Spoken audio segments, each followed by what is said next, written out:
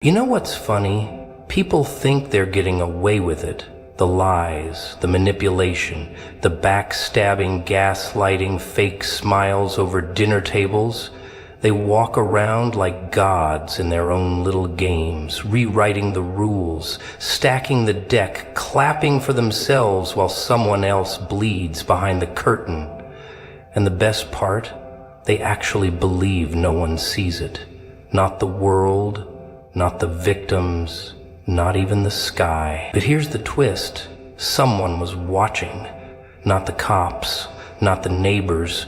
Bigger than that, the kind of eyes that don't blink, that don't miss, that don't forget. They wore the mask so well, didn't they? Polished, perfect, always knew what to say, when to cry, when to laugh, when to look just broken enough to get away with murder, literal or not. That's the thing about masks. They don't just hide faces, they hide intentions. And people believe what makes them comfortable. They don't want the truth. They want the performance. And so the mask gets applause. But you know what masks don't survive? Divine timing. Because eventually the curtain falls. And when it does, the silence gets loud. They thought they were untouchable, that they could control the narrative forever, smear your name, rewrite history, play victim in a play they wrote. But time, real time, divine time, it doesn't play by human rules. It doesn't rush. It waits, observes, smiles. Because truth doesn't need to shout. It knows the show ends the same way every time, with the mask slipping off when they least expect it. And what a beautiful fall it is. Not loud, not dramatic, just a moment. A glance.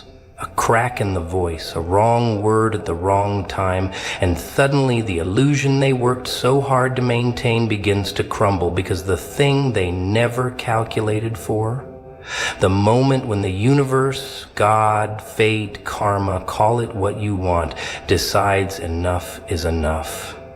And when that moment comes, no charm, no manipulation, no crocodile tear can stop it. It's judgment dressed in silence. They walk around like cameras aren't rolling, like records aren't being kept. But up there, someone saw it all. Not just the actions, but the intentions. The part they thought they buried so deep no one could find it. The smirk after the lie. The pleasure in causing pain. The satisfaction of fooling everyone in the room. That's the real crime. The sickness behind the smile. And that's what gets remembered. Not the performance, the intention. So they keep up the act. Keep gaslighting, keep spinning, keep pretending they're the ones who were wronged. It's cute, really. Watching them drown in the fiction they created. But fiction's got a short shelf life, and divine timing, it's the author of the final chapter. It writes slow, but it writes accurate. Every lie, logged. Every betrayal, noted. Every smile used as a weapon, highlighted in red. And then comes the collapse. Slowly at first. A relationship fails, a secret leaks, a mask cracks mid-sentence. People start whispering, start noticing things they used to ignore. The cracks become holes, the holes become gaps, and through those gaps, the truth starts pouring in like light through broken glass, and suddenly, the whole world sees what you saw all along. They call it karma, they call it exposure, but it's more than that. It's divine scheduling. You can run your little show for years, sell the story, trick the audience, but eventually divine timing takes the mic and it doesn't stutter.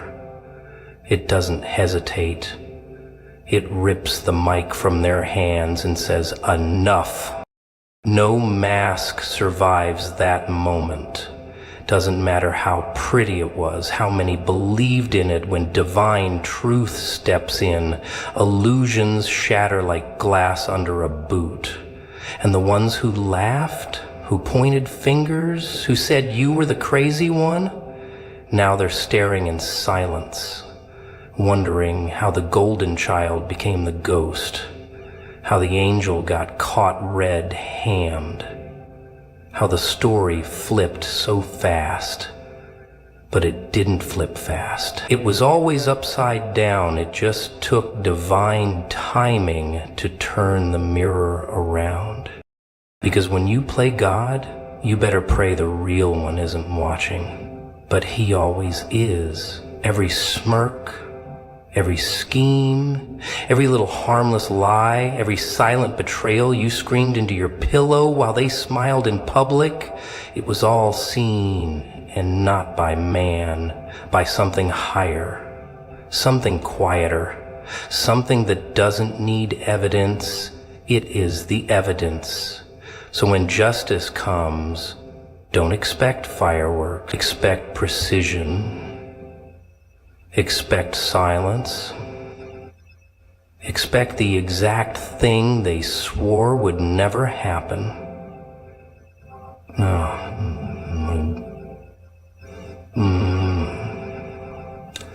God. Because no matter how long they dance in that mask thinking they own the stage, divine timing waits in the wings, smiling, watching, counting down. And when the cue comes, that mask doesn't just fall, it disintegrates. Silence doesn't mean blindness. People confuse quiet with ignorance. Like if you don't scream, you must not know. Like if you don't fight back, you must be weak. That's their first mistake. They think the silence means you didn't see it. The betrayal, the manipulation, the lies whispered through smiles and cloaked in concern. But you saw it. You felt it. Every knife, every game, every little performance played out in front of you like a puppet show. You just didn't clap. You didn't speak because you were watching, learning, letting the pieces move. Because silence isn't surrender, it's surveillance. And the louder they got, the more you saw. Funny, isn't it? The louder the lie, the clearer the truth behind it. But people only listen to volume, not substance. They believe the one who shouts first, the one who cries loudest. They never think the one sitting quiet in the corner might be the only one who actually knows what's going on. That's how they get comfortable. The liars, the actors, the manipulators. They take your silence as permission. They think, well, they're not saying anything, so I must have fooled them. Oh no, you weren't fooled. You were giving them rope, watching how far they'd run with it, seeing how deep they'd dig that hole with a smug smile on their face. Because sooner or later, silence shifts. It sharpens, cuts deeper than any scream. Because when the silent one finally speaks, it's already too late for the performance to change. They never expect that. They expect you to stay still, stay nice, stay numb. They mistake your grace for weakness. They mistake your patience for ignorance. But the truth is you saw everything. Every subtle insult dressed as a joke, every conversation that twisted your words, every time they told the story wrong on purpose just to paint themselves prettier, you heard it, you saw it, you felt it, and you smiled. Because silence holds power they'll never understand. While they were busy performing for the world, you were watching behind the curtain, taking notes, connecting dots, seeing patterns they thought were invisible. Because when someone's always lying, they forget how obvious it becomes. They start repeating themselves, getting sloppy, thinking no one's watching. But silence watches. Silence records. Silence doesn't need to shout to be deadly. And when the silence finally moves, when it finally speaks, it's not emotion, it's evidence. It doesn't shake, it doesn't beg, it doesn't need to prove a thing because it's already proven. The silence was the proof, the restraint, the endurance, the ability to hold it all in until the exact moment when the mask slips and their whole game collapses under the weight of what they thought no one saw, but someone did. Not just you, something bigger, the one they forgot about, the one they thought was silent too. But see, just because you don't hear thunder doesn't mean the storm ain't coming. Just because lightning hasn't struck yet doesn't mean the sky isn't watching. They built their lies in front of heaven and thought they were hidden in shadows, but the shadows don't protect. They reveal when the time is right. So they laugh while they hurt you, smirk while they twist the knife, talk sweet while they destroy your name in rooms you weren't even invited to, but you stayed quiet, not because you didn't know, but because you did, because you didn't need to prove it yet. They think they're safe, they think they're smart, but they don't know silence has a memory sharper than any photograph. It remembers tone, eyes, shifts in energy. It builds a case in the dark while they dance in the light. That's the funny thing about silence. It lets people show you exactly who they are. No interruptions, no defenses, no distractions, just raw, unfiltered truth, wrapped in the lie they think is working. And by the time they realize the silence saw them, it's not silence anymore. It's judgment. It's reckoning. It's the sound right before the fall, the breath before the verdict, the final pause, before everything they built on that lie starts to crumble, slow and poetic, like it was waiting for this moment the entire time.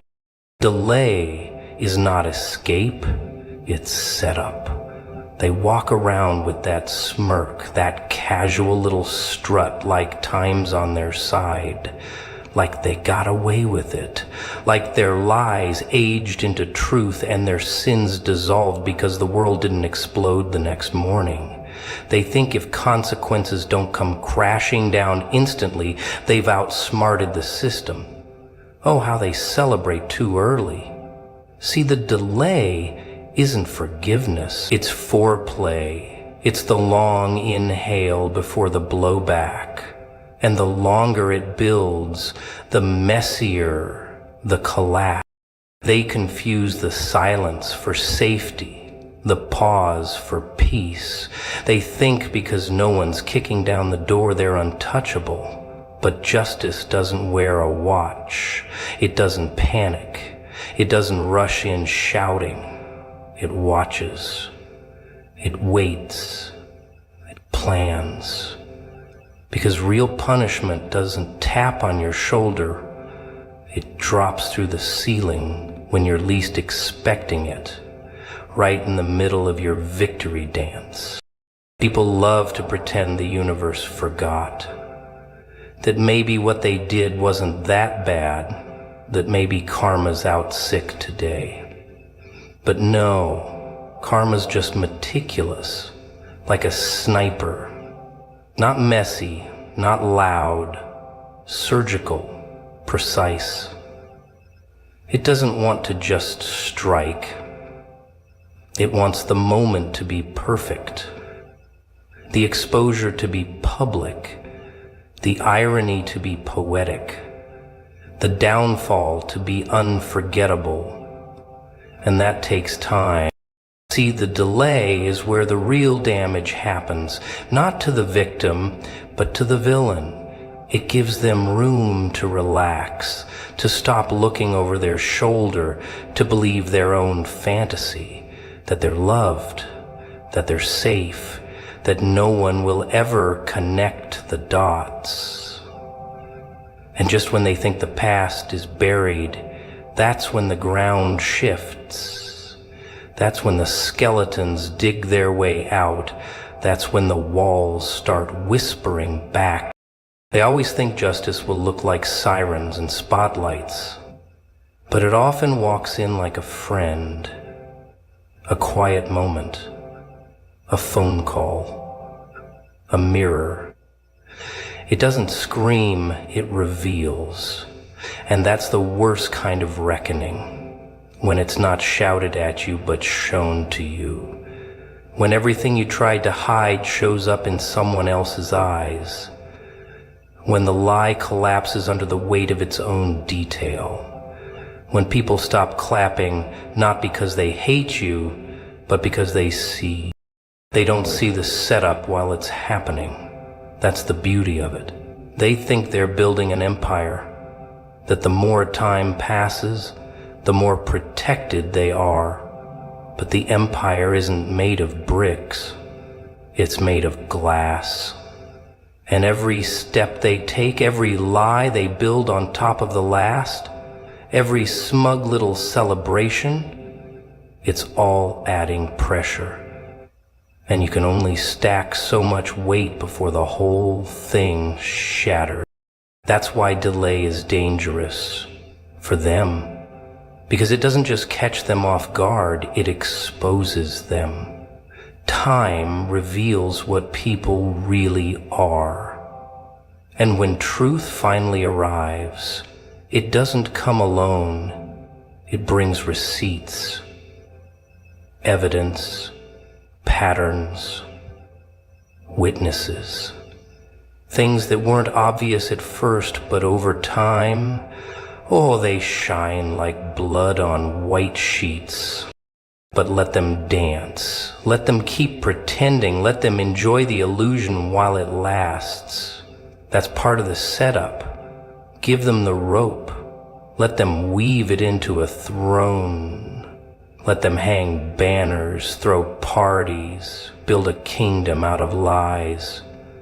Because when the drop comes, it's not just a fall. It's a spectacle, not just correction, but collapse.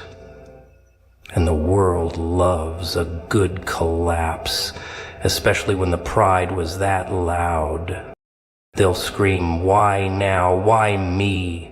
As if the timing is unfair, but the truth is, the delay was mercy. It was space. Space to confess, to reflect, to fix, but they used it to gloat. So now the setup ends and the sentence begins, not handed down by man, but by something far older. And when it moves, it doesn't knock, it breaks in. Because delay never meant escape. It meant build-up. It meant countdown. It meant justice was cooking something slow. And oh, does it taste better that way? Being misunderstood is part of becoming authentic. See, the moment you stop playing along, the masks start twitching.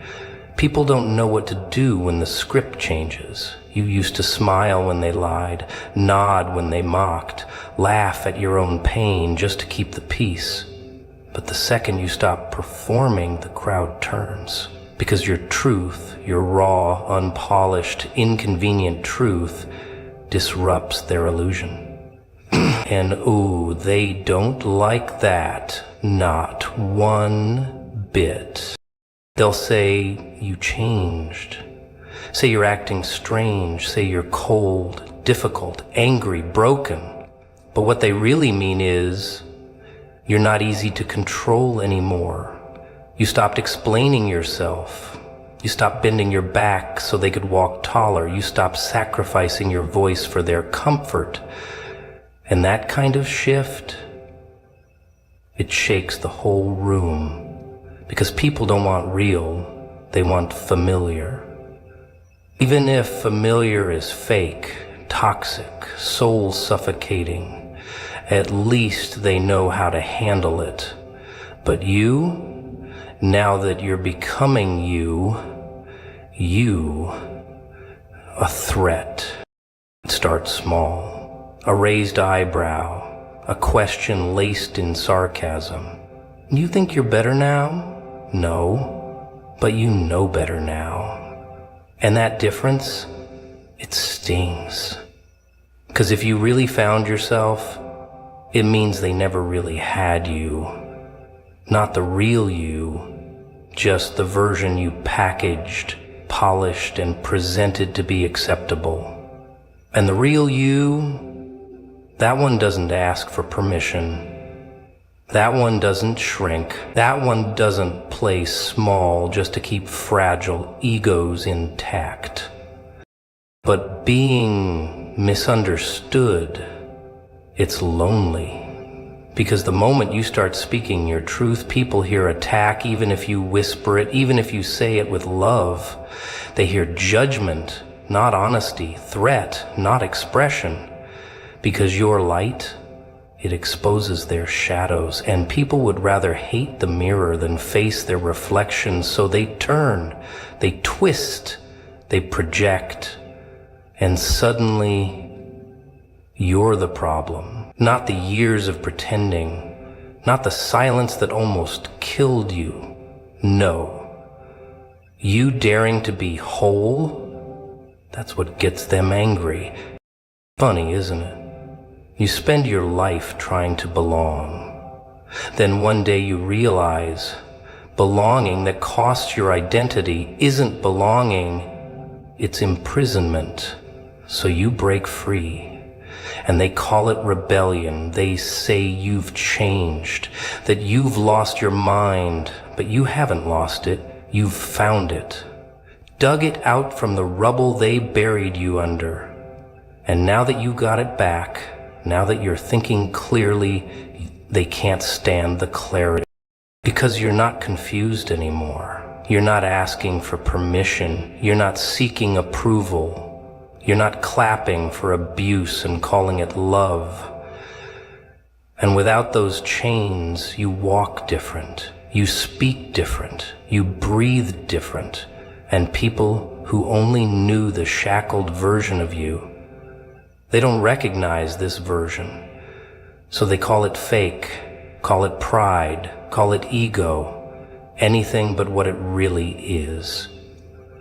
Freedom. But here's the twist. The more you become yourself, the less they understand you. The more you heal, the more foreign your presence feels in the rooms that once welcomed your wounds. You're not sad enough anymore, not desperate enough, not dependent enough. And without those weaknesses for them to manage, they don't know where to place you. So they push you away. Say you've changed. Say you've forgotten where you came from, but you didn't forget. You escape. Being misunderstood is the price of evolution. They only understood the version of you that kept quiet, that performed, that bled silently while smiling at the dinner table. But that version died. You buried it in truth, watered it with pain, and what rose from the grave wasn't polite. It was powerful, and power doesn't explain itself. It doesn't beg to be seen clearly. It simply is. And those who want to see it will adjust their vision. The rest, they'll label it madness, arrogance, delusion, anything to protect the fragile narrative that you were never meant to rise. But rise you did, and the air's thin up here, lonely, misunderstood, but real. And real? Real is rare. Real gets vilified, mocked, isolated, until it's undeniable, until the very people who called you lost are choking on your truth, not because you yelled it, but because you lived it, because you refused to shrink, because you chose discomfort over pretending, because you stopped translating your soul into a language that kept other people comfortable while you drowned in silence. Approval is the reward for staying invisible. They don't clap for truth. They clap for obedience. You want applause? Then don't rock the boat. Smile when you're bleeding. Nod when you're disrespected. Stay quiet when you're screaming inside. That's the deal. That's the contract. Be palatable, be predictable, be small. And they'll love you for it. But the moment you take up space, real, unapologetic space, the applause dies, the love fades, because now you're a problem. They loved the version of you that asked for nothing, the one who kept the peace at your own expense, the one who apologized when they were wrong. That one got all the validation in the world. You could have been dying behind the eyes and they would have called you strong, because your pain was silent, your needs invisible, your truth buried. That's what they reward. That's what they celebrate. Not you, the performance of you. And the sick part is we learn this early. Learn to shrink in classrooms, at dinner tables, in churches, in friendships. Learn that being seen is dangerous, that attention comes with judgment, that standing out gets you labeled, so we fold, we dim, we mold ourselves into whatever makes them comfortable, and they say, look how well adjusted you are, but really we're just well trained. Then one day the training breaks, the mask slips. You speak when you're supposed to be silent. You say no when you're expected to say yes. You tell the truth, even though you know it'll ruin the whole damn vibe. And suddenly, you're difficult, dramatic, unreasonable, not because you were wrong, but because you stopped being invisible. They won't say it out loud, of course. They'll frame it as concern. You've changed. You're not like you used to be. What they really mean is, you're not easy to control anymore. You're not bending like you used to. You're not begging like you used to. You're not shrinking. And for people who only felt powerful around your silence, your voice is a threat. They say they want real, but real is messy. Real is inconvenient. Real says, I'm not okay when everyone wants you to smile. Real sets boundaries. Real says no. Real leaves the table. And for most people, that's just too much. Because if you're real, they have to be real too.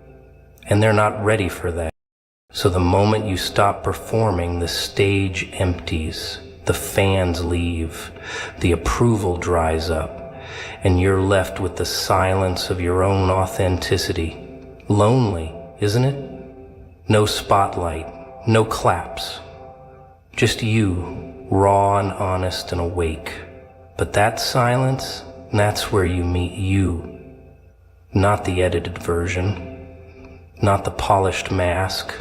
You. And that's worth more than any applause from people who only loved your disappearance. But make no mistake, they'll try to pull you back. They'll dangle the approval like a bone.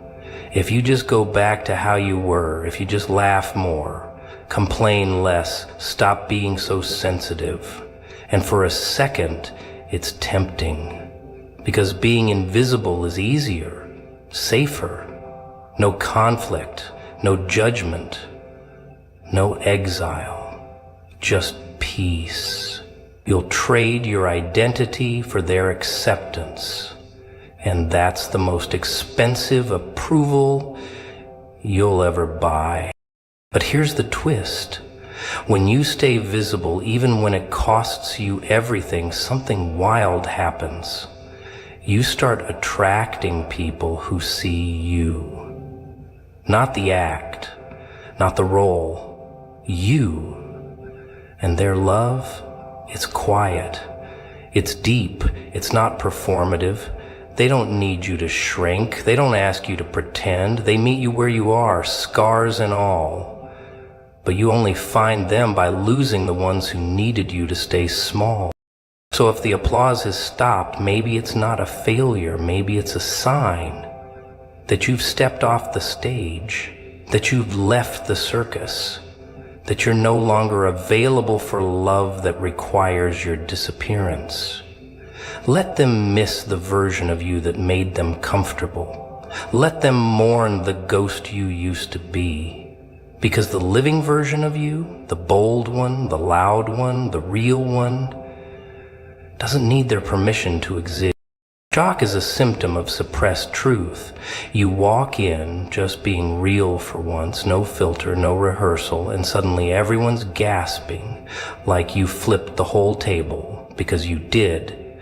Not out of rage, not for attention, but because the truth was rotting under that polite silence.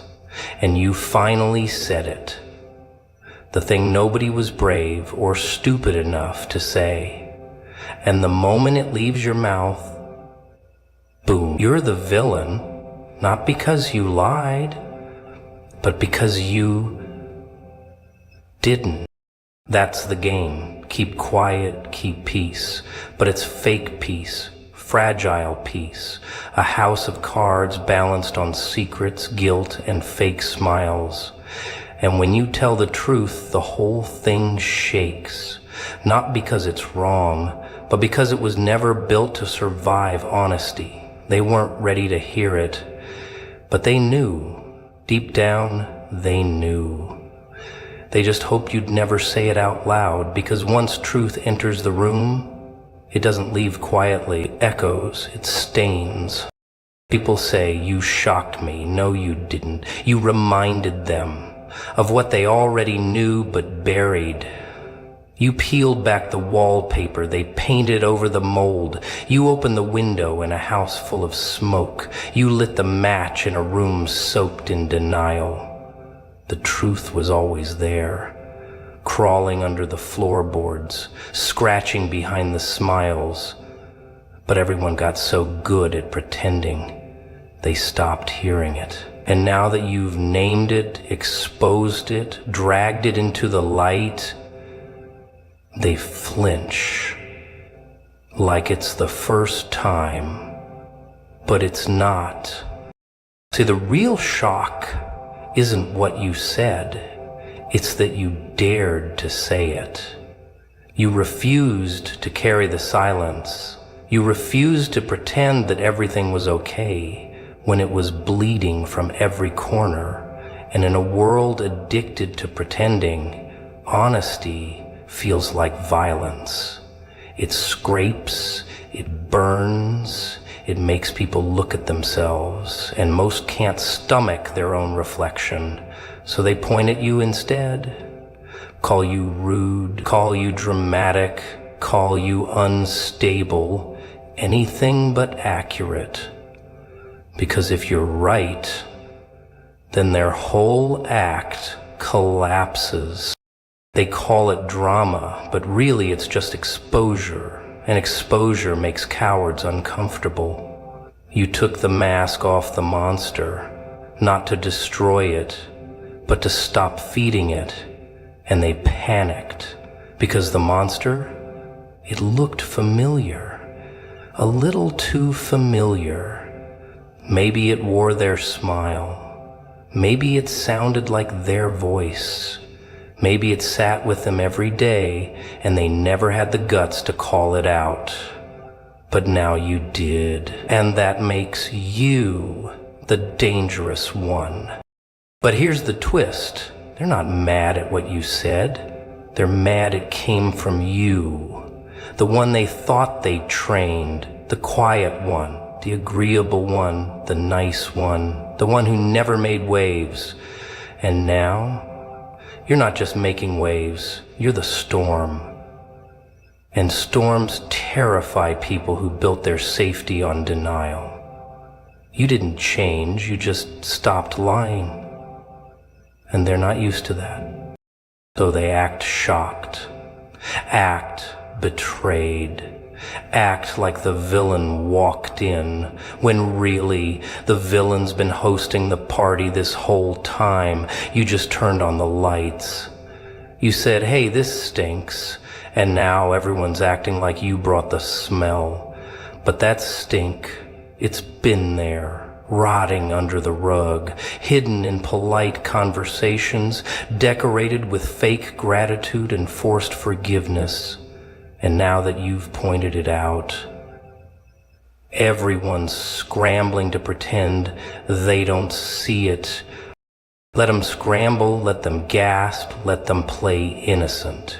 Their reaction isn't your responsibility. You didn't start the fire. You just refuse to warm yourself by it anymore. And that refusal, that's what shocks them. That someone finally said, no more. That someone finally said truth over comfort. That someone finally dropped the smile and showed their teeth, not to bite, but to stop being bitten. Shock is just the body reacting to sudden clarity, and clarity hurts when you've been in the dark too long. It stings the eyes, rattles the cage, but it's not cruel. It's necessary, because without that shock, people stay asleep. They keep swallowing poison and calling it peace. They keep dancing in burning rooms and calling it home. And someone has to wake them up. Someone has to pull the plug on the fantasy. And yeah, they'll hate you for it, at first, maybe forever. Because you reminded them that truth still exists, that pretending isn't healing, that silence isn't strength, that compliance isn't love. And when you walk away from the lie, it doesn't matter how long you stayed silent. What matters is that you finally spoke. And that sound is louder than the years they spent ignoring it. Funny thing about messages, they don't really disappear, do they? You delete it once, it lingers in the mind. Delete it twice, it becomes a question. Delete it 3 times, and suddenly it's not just words anymore. It's weight. It's warning. It's something that refuses to stay buried. Makes you wonder, why was it erased at all? Was it too heavy, too sharp, too true? Or maybe it was too close to the nerve people don't want touched. But here's the trick when something keeps coming back. No matter how many times you try to hide it, that's not an accident. That's persistence. That's truth clawing its way through silence, demanding to be heard. Truth never dies. It only hides in the shadows, waiting to be noticed. People think when something disappears, when it gets erased, when it's pushed aside, it's gone forever. That's the funny little lie the world tells you so you can sleep at night. But the truth, it doesn't play by those rules. It's like a shadow. No matter how much light you throw around to blind yourself, it lurks behind you, matching your every move, just waiting for the right moment to crawl back in front of your eyes.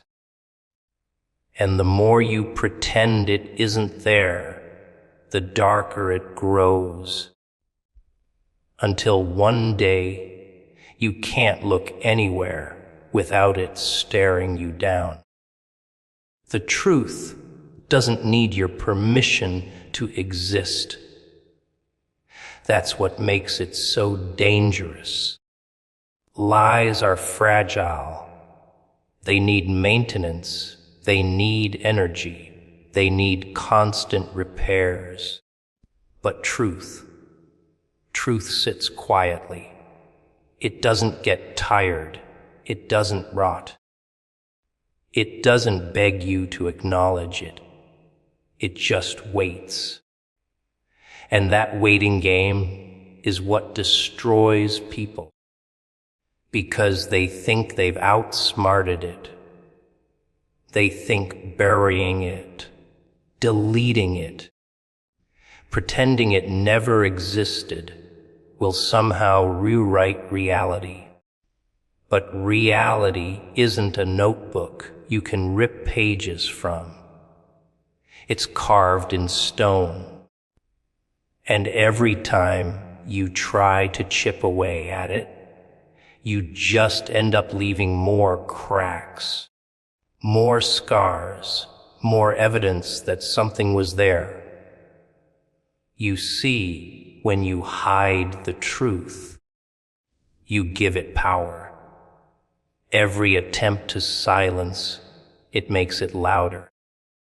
Every hand that tries to cover its mouth makes it scream through the cracks in your fingers. It's almost poetic, isn't it? The way people destroy themselves, not because the truth is too strong, but because they waste their lives trying to fight something that doesn't even need to fight back. And the shadows, oh, they love it. They grow thicker around the things you refuse to face. They protect the very thing you're running from, until suddenly, one night, you're swallowed whole by what you tried so hard to escape. Look around you. Every person you know is carrying a truth they're too afraid to admit. A secret shoved under the rug. A skeleton stuffed in the closet. A whisper they pray no one else hears. But those secrets aren't sleeping. They're awake. They breathe. They move when you're not looking. And sometimes, when you least expect it, they claw their way out, not to punish you, but to remind you that they never left, People don't realize the weight of that until it's too late. They think silence is safety, but silence is just the shadow stretching longer. And here's the irony. The very act of hiding the truth reveals it. You can tell by the hesitation in a person's voice, the nervous laugh, the quick change of subject, the sudden excuses. They think they're clever, but the cracks in their masks scream louder than any confession. The harder they work to suppress it, the more obvious it becomes that something is being suppressed. The truth doesn't need to show itself fully. It just leaves breadcrumbs, little hints, tiny glitches in the story, until even the blind can sense it. So when you hear something deleted, erased, denied again and again, don't believe it vanished. Believe the opposite. Believe that it's alive, hiding in plain sight, and that the hands trying so desperately to erase it are the very proof that it exists. That's the cruel trick reality plays on liars. They're the ones who carry the burden of proving the truth is real without even knowing it. And the truth just laughs quietly from the shadows, knowing it doesn't have to move a finger. Funny thing about people, they think silence is emptiness. They think if no one's talking about it, if no one's bringing it up, then maybe it doesn't exist anymore. But silence isn't emptiness. It's pressure. It's weight. It's the kind of weight that builds up in your chest when you're holding back a scream. The more you hold it in, the louder it gets in your head. That's what people don't understand. Silence isn't peace. Silence is the storm before the explosion. Every time the truth gets buried, it doesn't disappear, it gets compressed. And compressed truth is dangerous. It's like shaking a bottle, keeping the cap on, pretending it won't burst. People walk around with those bottles inside them, rattling with every step. But they smile, they laugh, they pretend everything's fine. You can see it in their eyes, though. The flicker, the twitch, the way they avoid certain words, the way they can't look too long in the mirror. It's all there. The silence becomes noise, unbearable noise, and they drown in it while pretending to float. You know why silence is so seductive? Because it feels safe. It whispers. If you don't say it, it won't hurt. If you don't admit it, it's not real. People fall for that every single time. They swallow their words, choke on their truth, and convince themselves they're protecting their sanity. But they're not protecting anything. They're feeding the shadows, letting the silence chew on them from the inside out. It doesn't stop the pain. It multiplies it until suddenly one small crack, one careless word, and everything they've been holding back explodes in their face. A silence has a smell to it. You ever notice that? Walk into a room where everyone knows the truth, but no one's saying it. You can feel it in your skin, crawling, pressing, suffocating.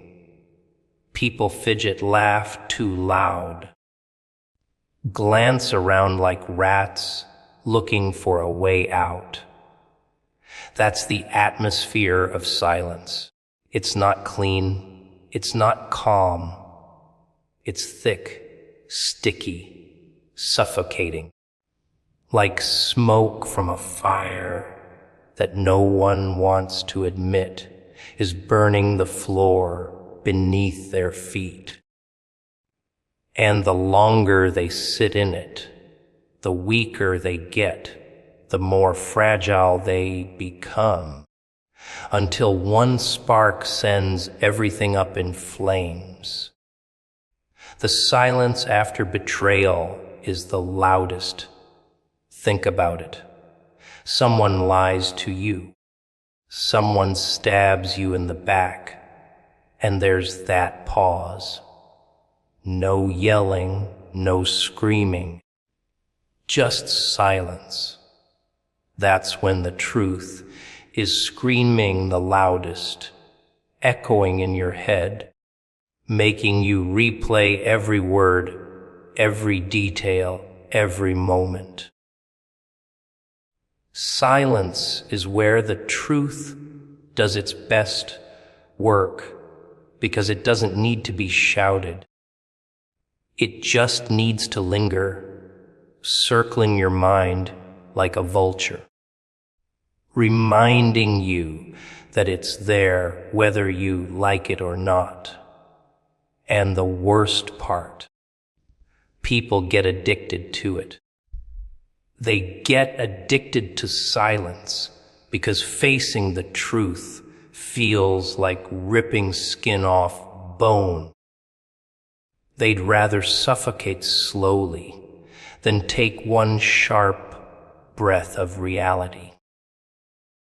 They build their lives around it, relationships built on silence, careers built on silence, families drowning in silence, and all the while they know deep down that one day the silence will crack, and when it does, everything they built will crumble like ash in the wind. The silence isn't empty, it's loaded. Loaded with words never spoken, actions never taken, truths never faced. It's the ticking bomb under the table while everyone keeps eating dinner, pretending not to hear the ticking. But the bomb doesn't care about their pretending. It doesn't care about their laughter, their excuses, their denial. It's going to go off whether they acknowledge it or not. That's what silence is. A countdown, not a cure. You can always tell when someone is carrying silence inside them. It shows in their smiles that don't reach their eyes, in the way they flinch when someone gets too close to the truth, in the way they desperately change the subject. It's almost amusing to watch, like watching someone try to hold a door shut while a monster claws at it from the other side. They think the silence makes them safe, but really, it just makes the monster stronger. The silence feeds it, fattens it, until one day the door can't hold any more. And when that happens, it's not just the truth that comes crashing out. It's everything they tried to bury with it. Funny, isn't it, how chaos never announces itself with a polite knock on the door? No, chaos slips in quietly, hides in plain sight, waiting for the moment you're too comfortable, too certain, too sure of yourself. That's when it strikes. People like to believe they can predict it, control it, outsmart it. But chaos laughs at their calendars, their routines, their neat little plans scribbled in notebooks.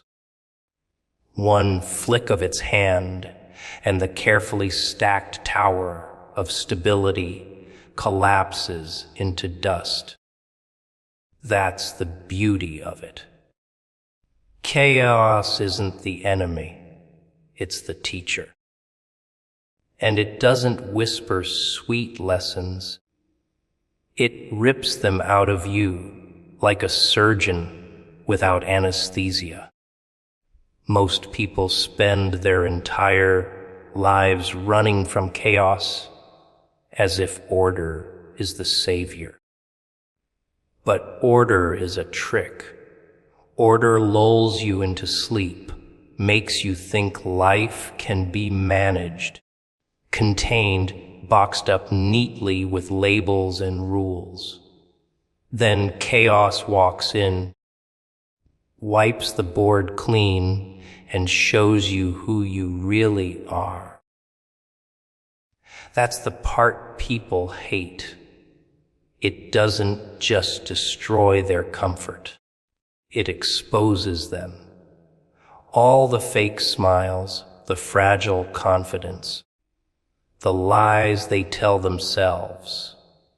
Chaos strips it bare and forces them to stare at the raw, ugly truth. And truth, my friend, is far scarier than any storm. Do you know why chaos is necessary? Because without it, you'd rot. Imagine a life where everything went exactly as planned. Safe jobs, safe friends, safe little dreams. It sounds nice on paper, doesn't it? But give it time, and it curdles into monotony. You become a ghost long before you die, drifting through routines with dead eyes. Chaos shakes that coffin you call comfort. It slams the door, shatters the glass, sets the room on fire. And in that fire, you remember something? You're alive. Your blood boils, your heart races, your lungs scream, and suddenly you're forced to fight. That's the irony.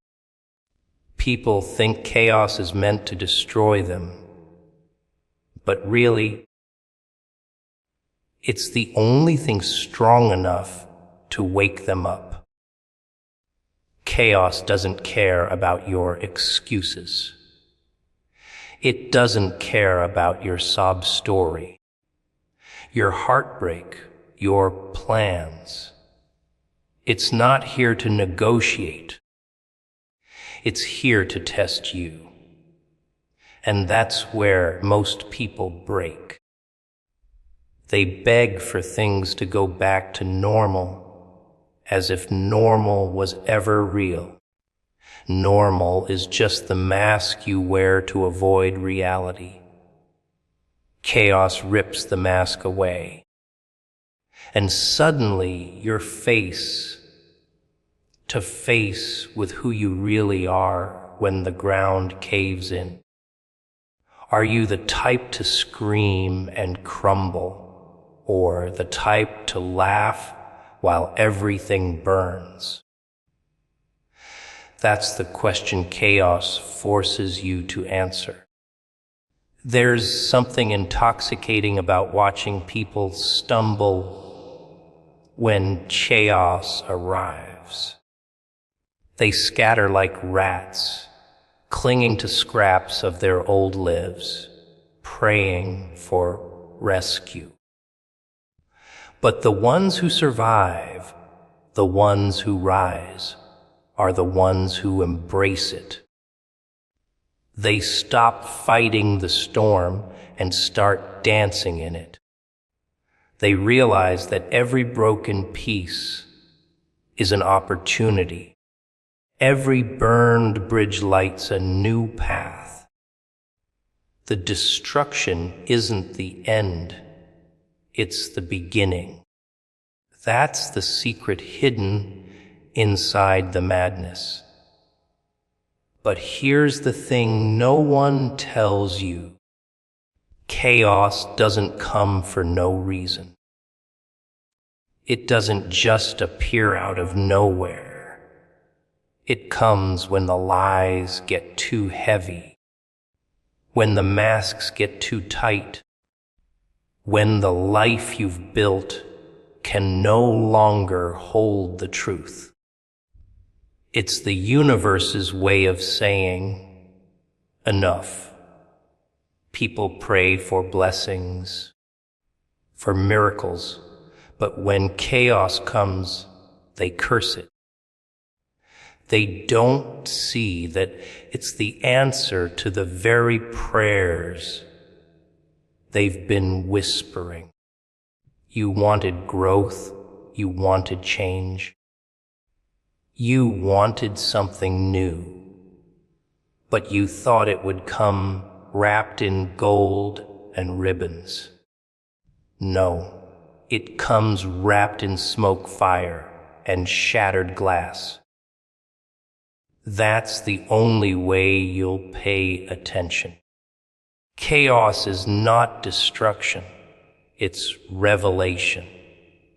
It reveals who your friends really are, who your enemies really were, and who you've been pretending to be. It clears the stage, sweeps away the props, and leaves you standing naked under the spotlight. And in that moment, you either crumble in shame or you step forward unafraid. That's the choice it forces, and that choice defines everything that comes next. People fear chaos because it feels like death, but it's not death, it's rebirth. The caterpillar doesn't politely become a butterfly. It dissolves into mush first. Complete breakdown, absolute ruin. That's chaos. It kills the old version of you. Whether you're ready or not, and dares you to rise as something new. And if you don't, well, then you stay there, stuck in the rubble, choking on the smoke of your own denial, while life moves on without you.